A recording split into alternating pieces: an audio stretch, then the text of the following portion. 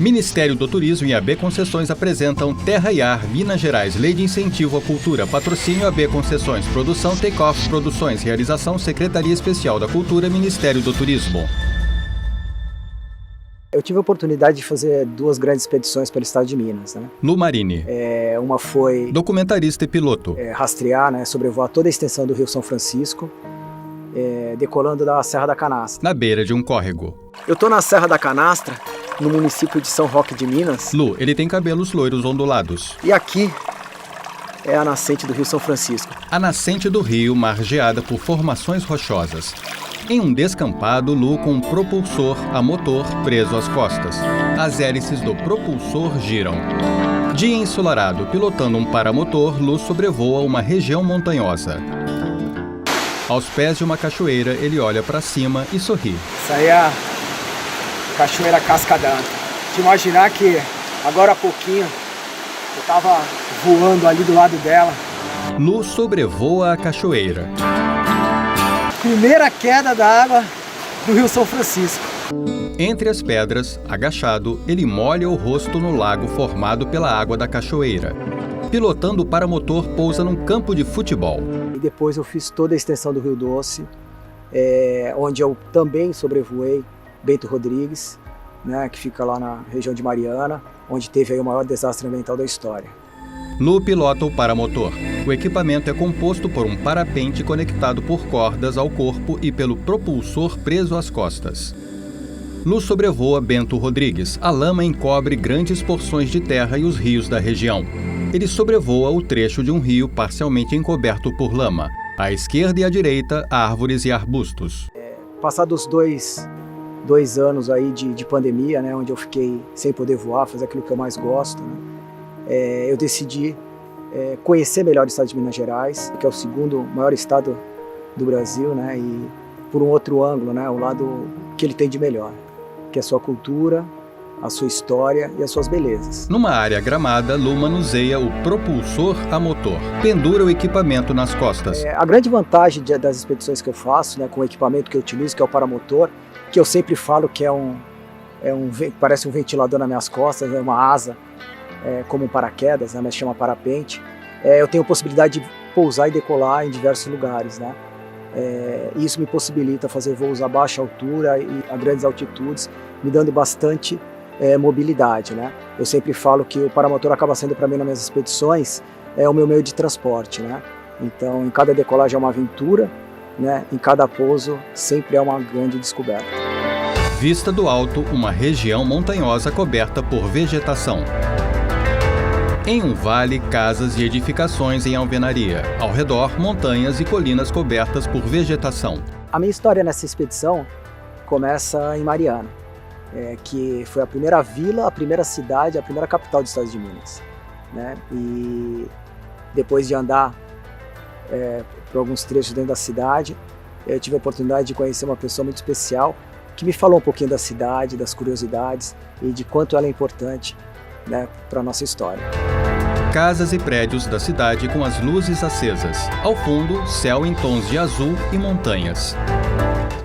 Os primeiros colonizadores, eles Roberto de Lima, ficaram em Ouro Preto, artista plástico. E começaram a explorar o ouro lá. Ao lado dele, Lu. E começou desorganizadamente a ocupação, de forma que depois eles vieram seguindo o rio e vieram até aqui, na região. Atrás, uma igreja. E aqui eles encontraram muita riqueza, inclusive o ouro, ele era encontrado nas raízes das plantas que existiam ali próximo ao rio. A igreja que se vê ali, a igreja à direita de Nossa Senhora do Carmo.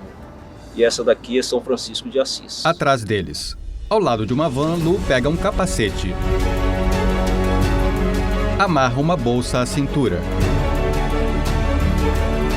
Põe óculos escuros.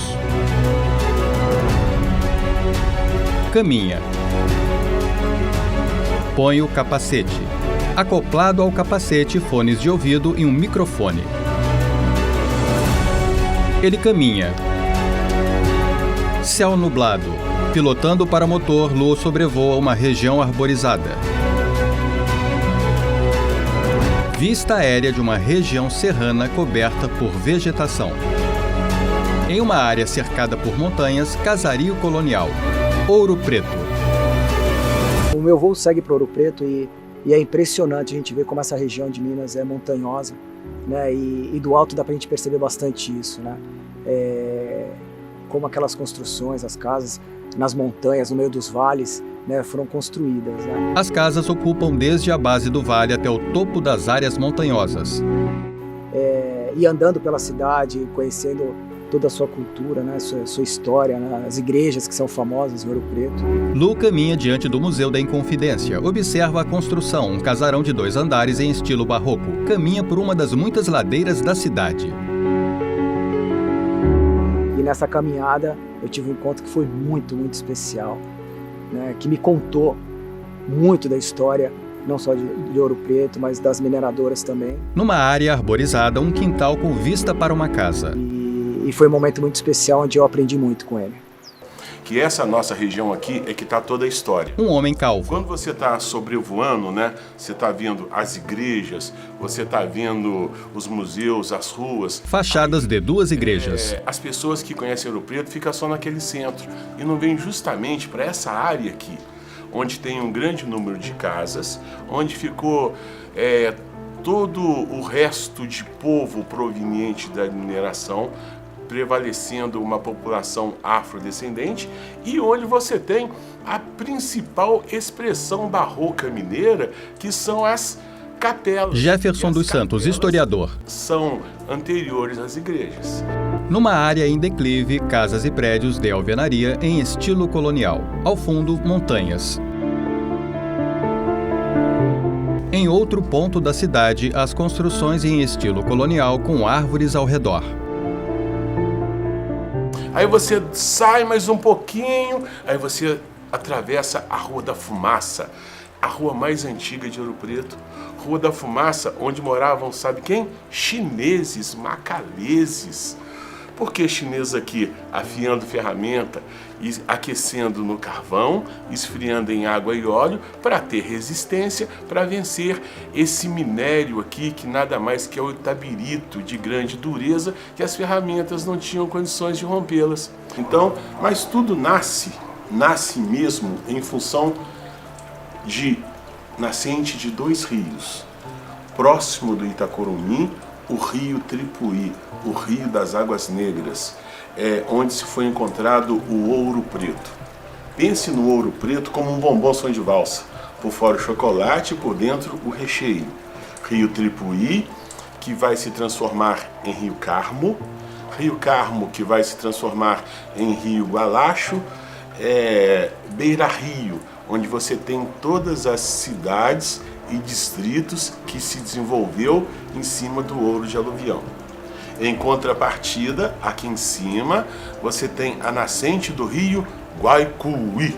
Aqui, Tripuí aqui, Guaicuí aqui, que nasce em Ouro Preto, que vai passar em Itabirito, que vai passar em Nova Lima, que vai passar em Riacima, cidades também ligadas a ciclo de ouro devido ao ouro de aluvião. Então, tudo é em função da nascente desses 2 rios, Tripuí e Guaicuí.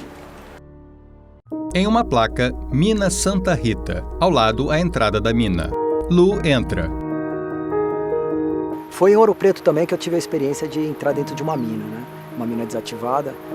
Em um túnel estreito e iluminado, caminha curvado. Olha só um pouquinho da nossa rocha. Um homem de barba. Minério de ferro, tá? O quartzo. Quando eles encontravam o veio de quartzo, eles falavam o seguinte: aqui eu acertei, aqui deu na veia. Jonas Coimbra Vidal. O veio de quartzo, que achando o veio de quartzo, encontravam o ouro junto ao quartzo. Historiador. Lu caminha pelo túnel da mina. Repararam as igrejas? O lado externo das igrejas, o contorno são amarelo ouro, amarelo ocre ou vermelho terracota. Olha para você ver essas cores aqui. Jonas passa o dedo molhado numa parede rochosa. Olha só. Amarelo ouro. Passa o dedo na mão de Lu e deixa um risco dourado. Passa o dedo molhado na parede rochosa. Amarelo ocre. Passa o dedo na mão de Lu e deixa um risco ocre. Saindo aqui desse xisto, tá? Jonas caminha pelo túnel da mina seguido por Lu. Olha aqui como que é ruim e difícil. Tá vendo um veiozinho de quartzo? Jonas passa o dedo na parede da mina. Tem que esforçar as suas vistas para você estar enxergando esse veio de quartzo. Ou, quando davam sorte, encontrava-se um veio de quartzo maior, como esse daqui, ó. Jonas passa o dedo em outra parte da parede da mina. Já fica melhor de você enxergar. Lu caminha agachado em um trecho do túnel. Tá vendo a partezinha mais clara? Minério de ferro. Os veiozinhos mais escuros, tabirito. Os branquinhos, o veio de quartzo. Tá vendo? Lu sai da mina. A cidade de Ouro Preto vista do alto. As casas e edificações coloniais ocupam desde o vale até o topo de uma montanha. Lu pilota o paramotor. Acima dele, o sol encoberto por nuvens. Vista do alto, uma região serrana coberta por vegetação. Ao fundo, parte de um rio. Lu sobrevoa uma ampla área gramada. Céu com nuvens. As montanhas e os vales se estendem até a linha do horizonte. Lu voa com o paramotor. Olha para a direita. Sobrevoa um reservatório de água. Pousa numa ampla área gramada. São João del Rei. Com o propulsor preso às costas, ele caminha pelo gramado. Pouso em São João del Rei. O voo está bastante turbulento. Essa região é uma região de muita montanha, muito vale. E o vento vai batendo e vai deixando o voo bastante turbulento. Em cima, rajada de vento forte também. E assim, a prioridade é a segurança. Então quando a gente vê que realmente o vento está aumentando agora, dá para perceber. Então quando o voo deixa de ser seguro, é hora de pousar. Mas o melhor disso é que a gente vai conhecer a cidade São João del Rei, uma cidade importante, histórica. E é isso aí, vamos conhecer São João del Rei. Ele caminha. São João del Rei é uma cidade também com muita história, né, com as suas igrejas. Lu e um senhor calvo se aproximam da entrada de uma igreja, acenam para um senhor de boné e entram. Dentro da igreja, o senhor calvo conversa com Lu. Dentro da minha jornada com as pessoas que eu conheci, e em especial, uma pessoa que pôde me explicar um pouquinho sobre a cultura, sobre a história, não só de São João del Rei, como também de Tiradentes, né? São João del Rei é uma cidade que faz parte do ciclo do ouro. Aurélio Santana, Que em 1704, historiador. nós tivemos a chegada dos primeiros bandeirantes que partiram de São Paulo e descobriram o ouro de aluvião, que é o ouro à flor da terra. Não é aquele que você faz buraco, faz a mina para procurar o ouro. Eles chegaram e foram pegando as pedras de ouro e pôr no bolso. E com isso veio o catolicismo, né? Através da nossa colonização dos portugueses, que nos colonizaram e trouxeram, né, a religiosidade deles. Então, por isso que o nosso catolicismo é muito grande na cidade, né, no qual prevalece ainda. E com isso a cidade foi sendo construída com várias igrejas. Vista aérea das igrejas e do casario colonial de São João del Rei. As construções são entrecortadas por ruas asfaltadas, pontos arborizados. Nós temos a igreja mais antiga, que é a Igreja do Rosário, feita pelos escravos e para os escravos em 1719. Depois tem a do Carmo, 1733, e nós temos a matriz de 1721 e 1774, a Igreja de São Francisco de Assis. Em uma estação ferroviária, um trem Maria Fumaça. Na cabine, o maquinista puxa uma corda e balança um sino. O trem solta fumaça pela chaminé e pela lateral. Ao fundo, numa rua, carros trafegam e pessoas caminham. Outro ponto turístico importante aqui da cidade é a Maria Fumaça, né? Sim, a Maria Fumaça, né, alguns falam trenzinho, popularmente conhecido mais como Maria Fumaça. Ela é um dos pontos turísticos mais famosos e que atrai uma grande quantidade de turistas para São João del Rei. Ela foi inaugurada por Dom Pedro II no dia 29 de agosto de 1881. O trecho ligava São João del Rei ao Rio de Janeiro. Então aqui em São João del Rei passando por cidades vizinhas como Tiradentes e outras, além das pessoas, embarcava mercadorias, como café, açúcar e outros, que chegavam até a nossa antiga capital, Rio de Janeiro, que era embarcado nos navios e levado para a Europa. A Maria Fumaça trafega lentamente pelos trilhos. Entre os trilhos da ferrovia, um canteiro com palmeiras. Ao lado, carros trafegam por uma rua asfaltada.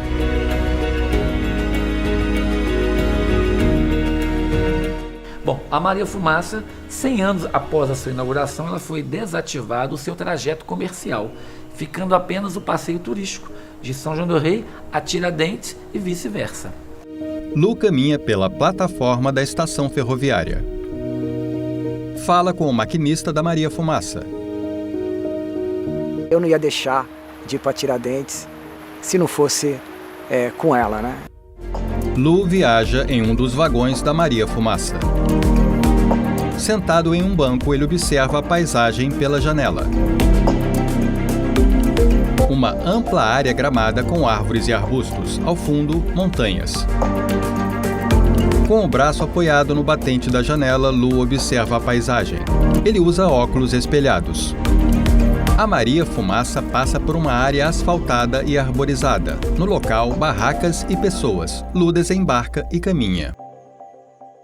Com uma mochila nas costas, anda por uma área gramada.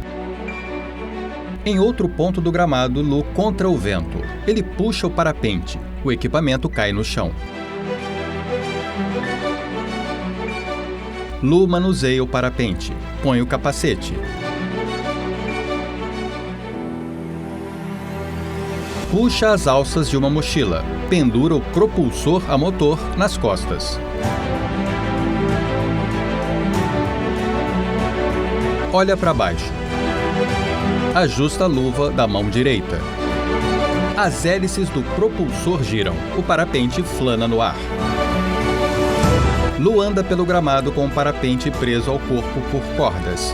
Ele corre e alça voo. Ao fundo, o sol brilha parcialmente encoberto pelas nuvens. Lu sobrevoa uma ampla área gramada e arborizada. Ao fundo, casas e edificações de alvenaria. Visto do alto, um vale amplo e gramado com casas e edificações ao centro. Lu sobrevoa a região. Ao fundo, montanhas. Um maciço gramado e arborizado. À direita, casas e construções. No ar, Lu mexe na bolsa amarrada à cintura. Vista aérea de edificações em uma região montanhosa. Tiradentes. Lu pousa. Entra em uma casa de estilo colonial. Caminha por uma rua pavimentada com pedras. Um dos pontos turísticos mais famosos da cidade de Tiradentes é a Matriz de Santo Antônio, que fica bem no alto, é considerada a segunda igreja mais rica em ouro do Brasil. Não só a riqueza em ouro, né, que foi aplicado lá, Aurélio. mas também a sua riqueza cultural. No interior da Matriz de Santo Antônio, Lu observa a arquitetura do ambiente. O altar é adornado com imagens sacras. As imagens, o teto e as paredes esculpidas no estilo barroco e folheadas a ouro. Ela fica no alto com uma visão privilegiada, uma visão panorâmica da cidade, no qual você também verá a serra, popularmente chamada Serra de Tiradentes, mas oficialmente Serra de São José, com 12 quilômetros de extensão. Pessoas circulam diante da fachada da Matriz de Santo Antônio. Vistas do alto, construções em estilo colonial entrecortadas por ruas. Ao fundo, área de floresta.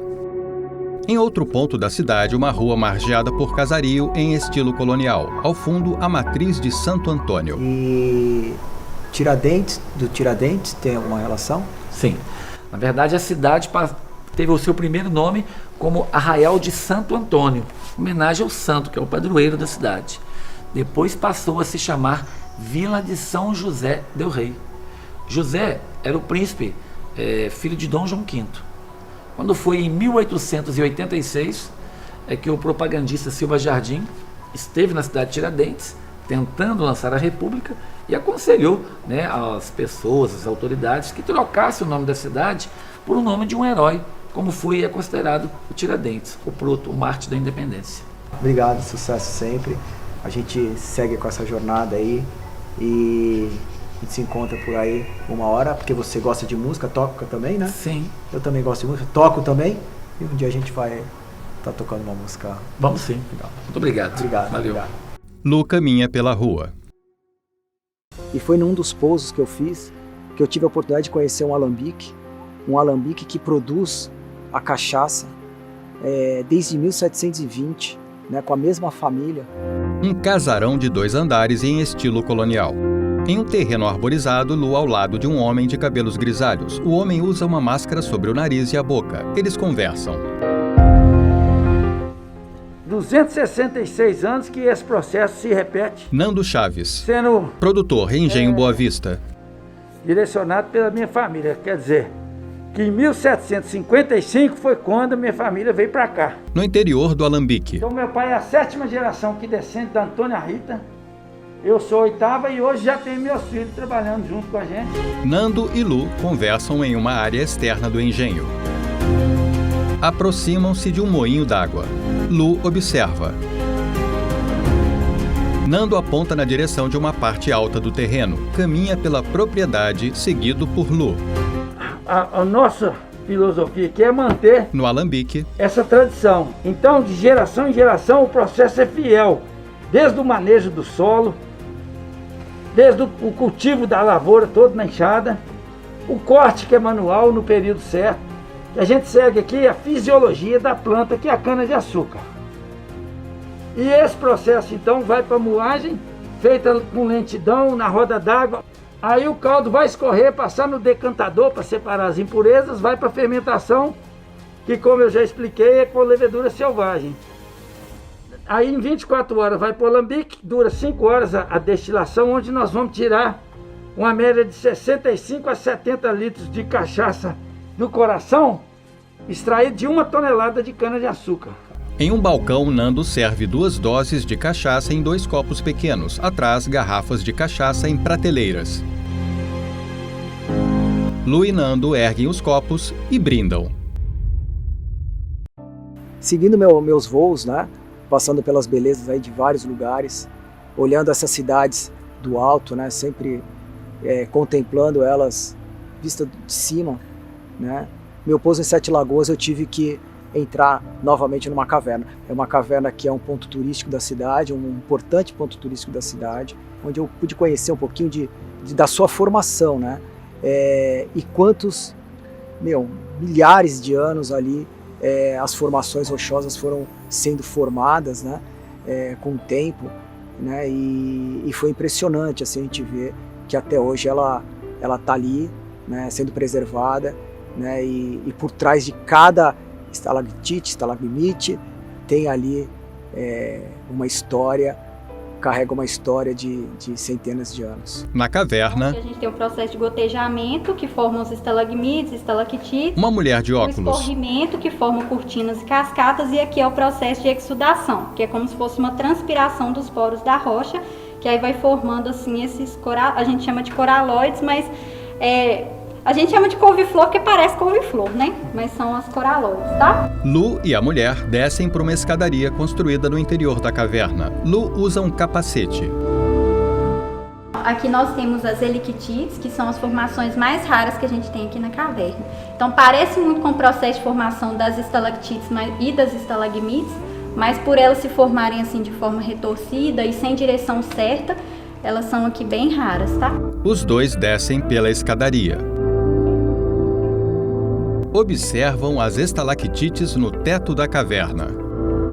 Toda essa rocha se formou dos sedimentos do fundo do mar. Então, quando o mar recuou, vieram os rios subterrâneos, a água foi batendo na parede das rochas e o que era sedimento saiu e a rocha foi se formando. E aí, depois desse processo de formação, que vieram as estalagmites, as estalactites, que vieram os espeleotemas, né? Em um dos patamares da escadaria, Lu e a mulher caminham por uma passarela. À esquerda e à direita, formações rochosas. A gente gente tem a estalagmite bebê, é a única formação que na verdade tem datação, então ela tem cerca de 2.000 anos de idade e essa datação só foi possível porque o gotejamento dela é frequente. Então se a gente ver, você vai ver aqui as gotinhas caindo nela. E aqui a gente tem a maior estalagmite, parece que já é uma coluna, né, que já encostou lá no teto, mas falta de 3 a 5 centímetros ainda para encostar. Então é a maior estalagmite que a gente tem aqui na gruta. Uma formação rochosa semelhante a uma coluna. No teto, as estalactites, formações pontiagudas. Aqui nós estamos no quarto e último salão da gruta, que é chamado de Salão das Raridades por causa das formações que a gente tem aqui que são mais raras. Então aqui a gente tem as torres gêmeas, que são 2 colunas paralelas, são únicas no mundo e parecidas com elas a gente tem em Altamira, na Espanha. Então aqui as nossas raridades. Aqui acima nós temos a maior estalactite da gruta, pesando cerca de 1 tonelada, e abaixo dela a estalagmite. E lá na frente a gente tem um lustre ou vassourão, que é uma estalactite com cortinas nas pontas. As estalagmites, formações rochosas semelhantes a colunas. Ao fundo, Lu e a mulher caminham pela passarela. À direita, em outro trecho da caverna, formações rochosas. Numa pista asfaltada, Lu põe o parapente no ar. Agachado, manuseia um aparelho retangular. Fecha a bolsa amarrada à cintura. Pendura o propulsor nas costas. Caminha pela pista. Ajusta uma correia presa à mão direita. Põe o parapente no ar. As hélices do propulsor giram. Lu corre pela pista. Alça voo. Sobrevoa ampla área de vegetação rasteira. Acima, o sol encoberto por nuvens. Sobrevoa uma área com trechos desmatados. Sobrevoa uma área arborizada. Ao fundo, montanhas na linha do horizonte. Vistas de grande altura, casas e prédios. Diamantina. Lu controla o parapente.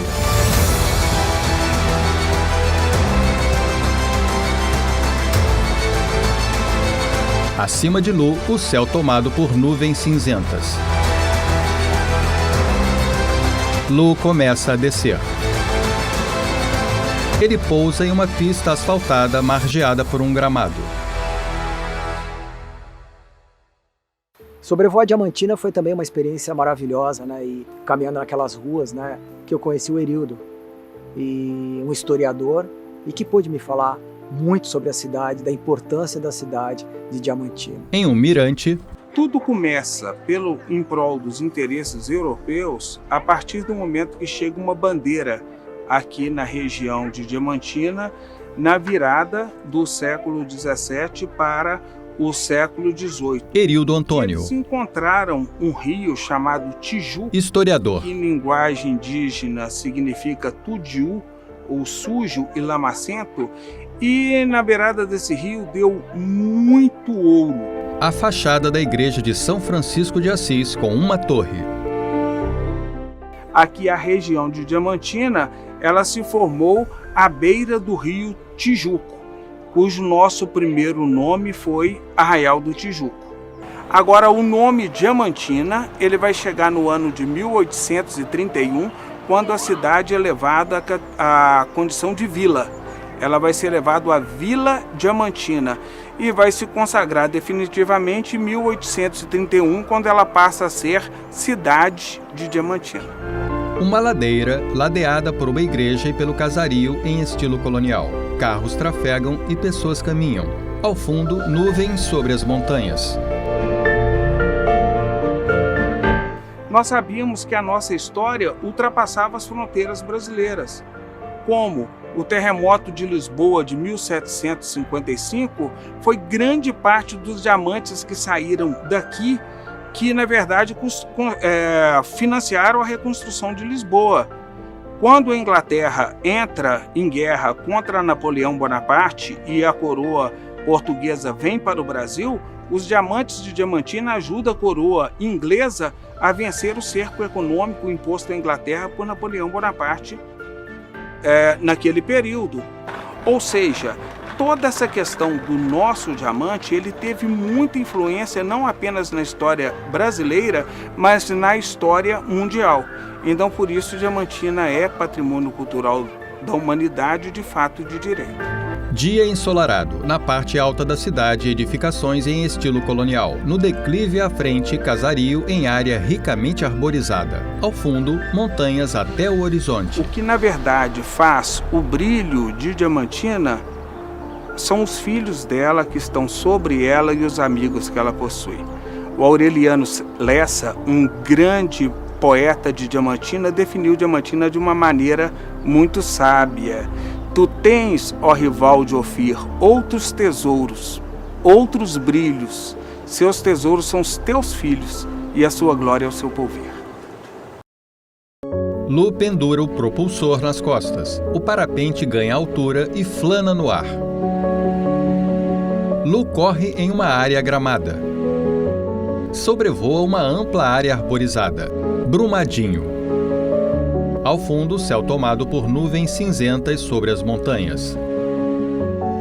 Visto do alto, um rio coberto de lama. À esquerda e à direita, árvores e arbustos. Lu pilota o paramotor e olha para os lados. Sobrevoa uma parte da cidade de Brumadinho. Uma das barragens de Brumadinho sob imensa quantidade de lama. Atento, Lu sobrevoa a área.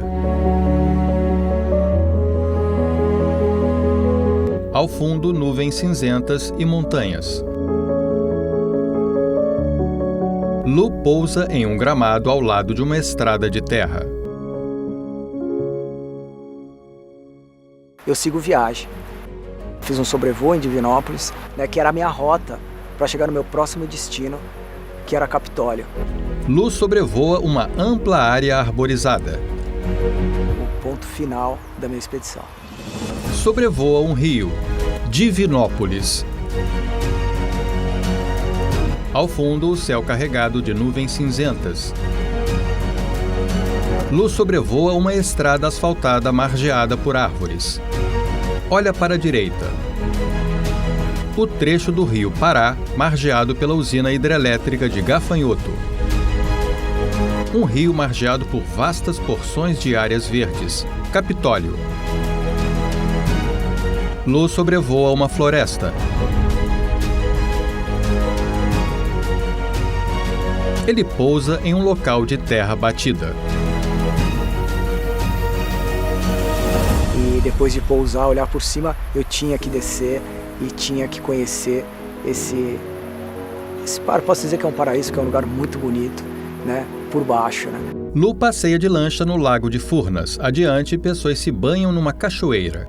Embarcações paradas nas margens do lago. Lu olha ao redor e sorri. Ele olha para cima e contempla a cachoeira.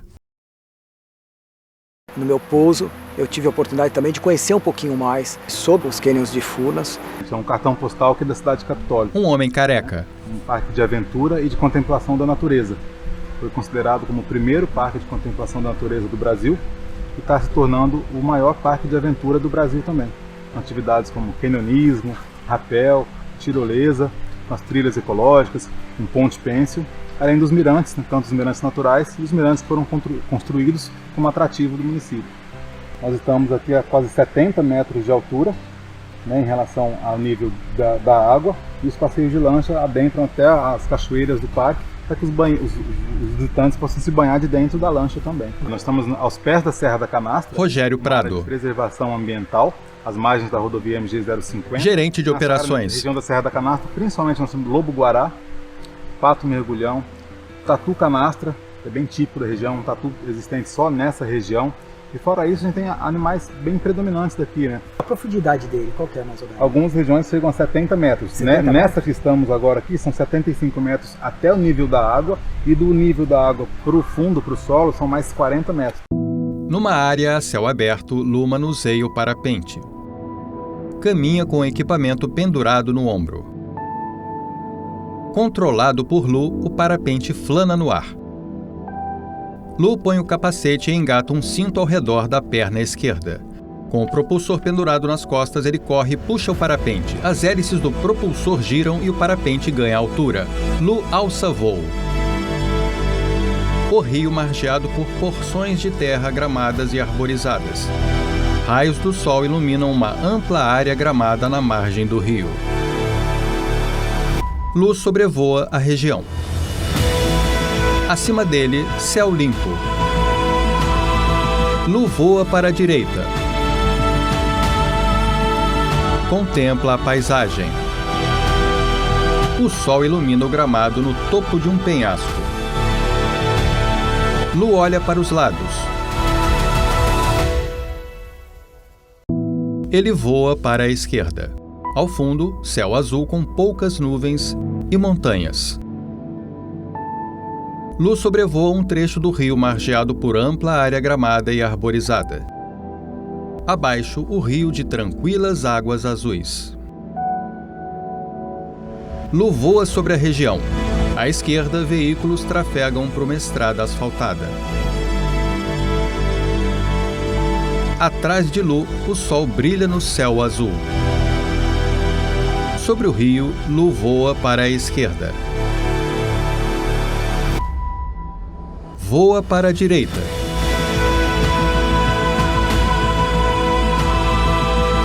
Ajeita um microfone junto à boca. Fim de tarde. Próximo à linha do horizonte, o sol parcialmente encoberto por nuvens. Lu pousa. Último voo dessa expedição, não podia ser num lugar mais maravilhoso, que é o Capitólio, uma das cidades turísticas mais visitadas aqui de Minas Gerais. Depois de vários dias sobrevoando vários lugares lindos e com muita história, muita beleza, eu chego ao final dessa expedição. 6h20, sol se pondo, e assim como ele se vai, eu também encerro aqui minha expedição. Mas também, como todo dia ele nasce, logo vai nascer mais uma expedição e logo eu vou estar lá em cima de novo, onde é o meu lugar. É isso aí. Valeu. Que eu levo de Minas, além de na memória, os lugares maravilhosos que eu conheci, a sua história, a sua beleza, né? Eu levo no coração cada uma das pessoas que eu encontrei no caminho, que me abraçaram e me desejaram sorte. Se eu pudesse dizer alguma coisa para Minas, obrigado. Obrigado por me proporcionar mais essa aventura, mais esse conhecimento e poder, mais do que qualquer coisa, passar tudo que eu aprendi aqui para milhares de pessoas. Com o propulsor preso às costas, Lu sorri. Na lancha, olha ao redor sorridente. Deitado ao ar livre, ele descansa. Em um pátio, fala para jovens sentados em bancos. Pilotando o paramotor, sobrevoa o rio. Caminha em um gramado. Voa no paramotor. No pátio, os jovens acenam para nós. Lu no paramotor. Atrás dele, o céu azul. Sobrevoa velozmente uma planície. Dois meninos erguem os polegares pra gente. Lu no paramotor. O sol se põe no horizonte. Lu caminha em uma pista. Audiodescrição Videochac. Créditos selecionados. Lei de Incentivo à Cultura. Patrocínio AB Concessões. Diretor e roteirista Luiz Henrique Marini. Produção Take Off. Realização Secretaria Especial da Cultura, Ministério do Turismo, Pátria Amada Brasil, Governo Federal.